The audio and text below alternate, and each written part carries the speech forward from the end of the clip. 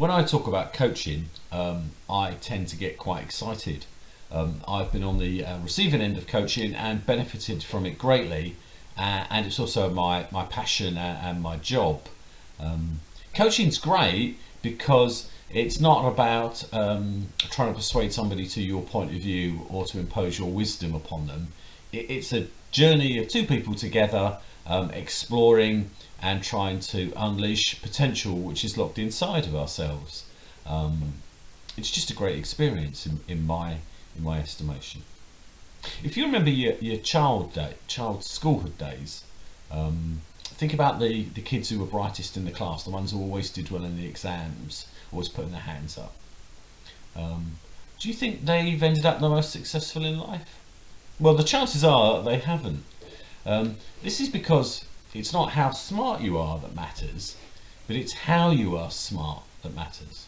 So, although IQ's great for predicting what industry you might end up in, so it may be medicine or accountancy, finance or the legal industry, IQ really is an entry requirement into those industries. What will make you outstanding in those sectors are your soft skills. So it's your patience, it's your drive, it's your passion, it's your empathy, it's how you relate to other people that will stand you out. Now, as human beings, we are largely creatures of habit. So that's observable in our behaviour, but it's also observable in how we see and take in the world, the things we notice, the things we disregard. It's also observable in the emotions that we generate in ourselves and how we respond to those emotions.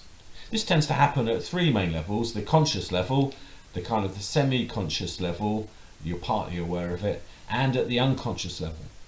Now, the great thing about habits is that we can choose them most of the time. Of course, they can choose us if we're unaware of what we're doing. Now, at its easiest, making a change to a habit or a behaviour can be willpower driven. It's simply you make a decision, off you go, job done.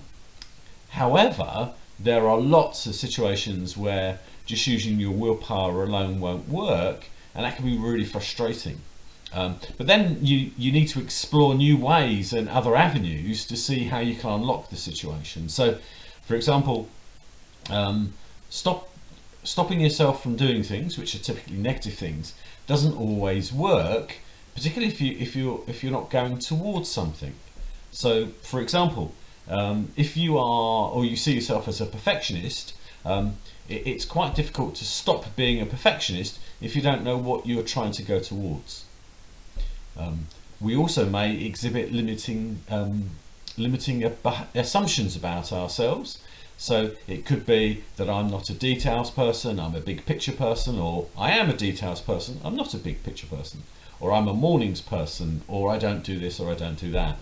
Just framing that in our minds can actually shape our behaviour at the semi-conscious and unconscious levels.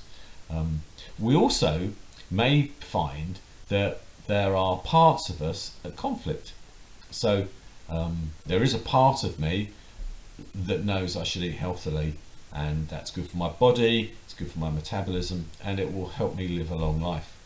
There's a part of me, which is the mischievous part, that basically says, yeah, but it's not how long you live, it's the quality of the life that you have. Have that treat. And on different days, different ones will win.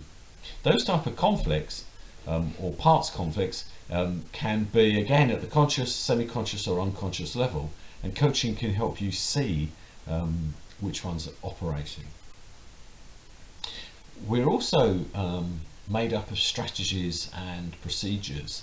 So, for example, if you were taught in your earlier life that leadership is about making decisions and taking control, then that may have served you really well in your life. It may have helped you get a really good education, it may have helped you in your career.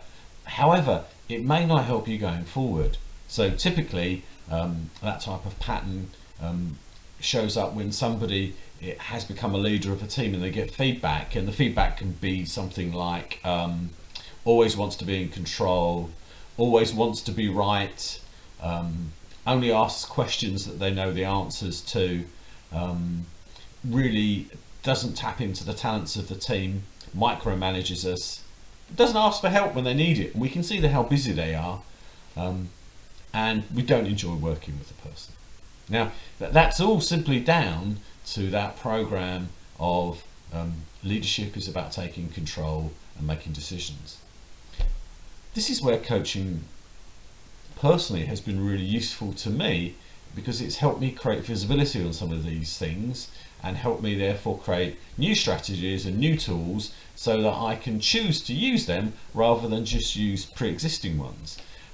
Coaching has been instrumental in changing things in my life that I've wanted to change, and I've been surprised at how straightforward that has been, but I would never have seen it without the benefit of being coached.